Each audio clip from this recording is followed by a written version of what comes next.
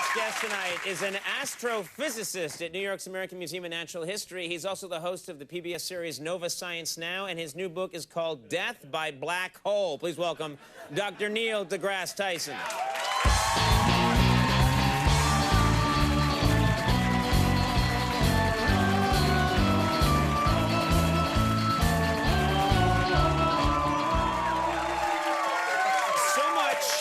So much to talk about. First of all, you talk about in this book, you talk about many things, but you talk about the end of the Earth as we know it, and you seem excited about the whole thing. Is that fair to say? How could you not be? Uh-huh. I mean, it's all the ways the universe wants to kill us. Yes. And there's not enough conversation about that, I think. Right. So you're talking about, well, one of the things you talk about, and it's in the title, Death by Black Hole. Everyone's heard of a black hole. Different people have different levels of understanding. Mine is very rudimentary. I know it as a black hole. Maybe a star is imploding, light can't escape, everything's being sucked in. Is that right? You got it. Okay, all right. What would it be like to die by going into a black hole? What would that experience be like?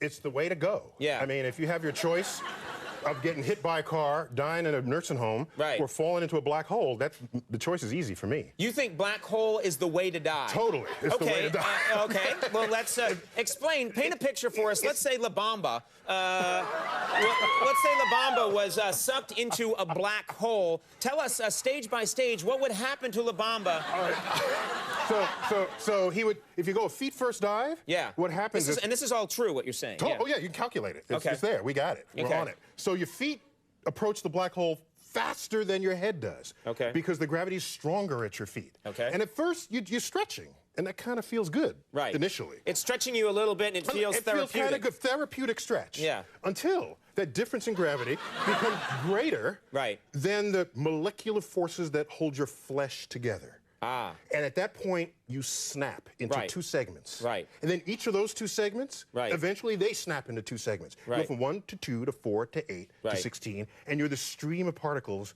descending down to the abyss. Are you feeling pain, or are you not? I guess I'm an ass now. Does it hurt when you're torn in half?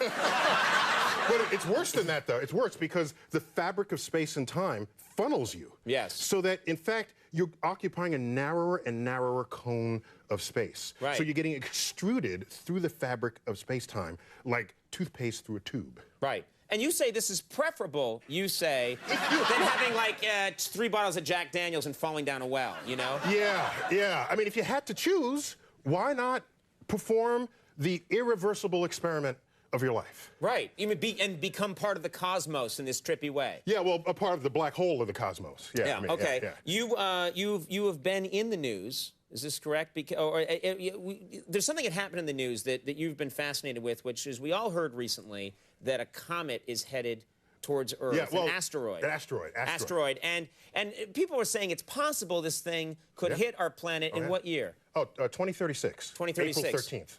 April 13th. They know the date. Yeah. Let me check. Yeah. Oops, it's a feather from. Oh, that's a Vagoda feather. Yeah. April 13th. Yeah. April 13th. Yeah. So, what will happen? Where will it strike? Do they know? Oh yeah. If it strikes, and it hits the center of where we think it'll be, it'll plunge into the Pacific Ocean. Right. Cavitate the ocean with a 3-mile wide hole, 3 miles deep. Right. And at that point, a pulse of water rushes towards the coastline of North America. Right. Oh, happy birthday to me. Then the water sloshes back in, and it keeps sloshing, and you get these pulses. You get pulses, and every pulse that hits the west coast of North America, it reaches those $1 million homes in Malibu, brings them out to the ocean, rushes them back, and they don't have the same shape that they used to. Sure. They're now this tumbling mass of debris. I think we all understand, house getting ripped apart. Right, okay. And so it just Something happens when the wave hits the house. It becomes a smaller period of particles than it was before. So it might hit a 1 in 45,000 chance that it'll hit. Now, wait a minute. 1 in 45,000, that's not happening. Well, there are people who bet that they're going to win a lottery on worse odds than that. Really? Yeah. Okay. So this is the, we got to straighten people out. Are scientists already working on if an asteroid's headed this way, the Armageddon idea of getting a bunch of movie stars into Bruce Willis and put a bunch of people in a spaceship and they go and land on the asteroid and blow it up and then Liv Tyler and Ben Affleck make out? Is that we got top people working on this problem? Yeah, I've heard that before. Yeah, whenever a plumber says that to me, I know it's going to cost me $9,000. We got like the nuke folks who want to like blow the thing out of the sky, and we got like the kindler, gentler solution where you'd send up a spacecraft that wants to fall in by gravity, but you use little retro rockets, and it slowly tugs it out of harm's way. Interesting. And that's what we want to do with this asteroid. Why don't we just make a black cork?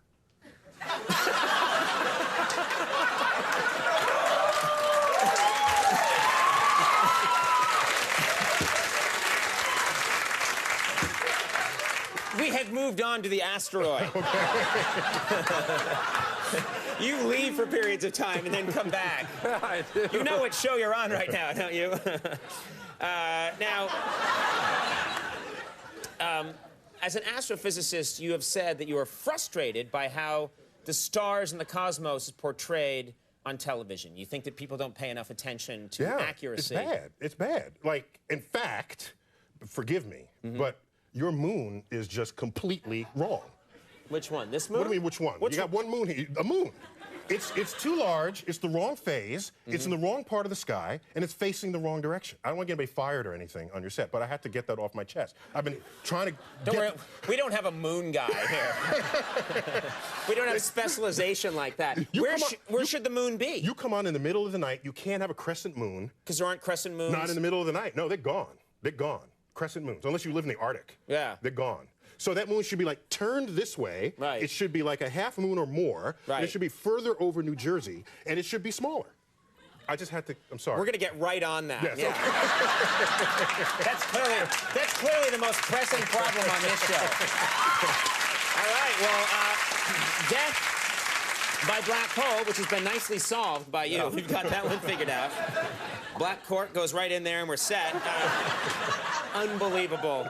Is in stores now, and Nova Science Now airs on PBS, so check your local listings. And I hope you can come back, because we've got a lot more to talk about. The universe is vast. Yes, it is very vast. Okay. Neil deGrasse Tyson, thank you very much. We'll take a break. We'll be right back.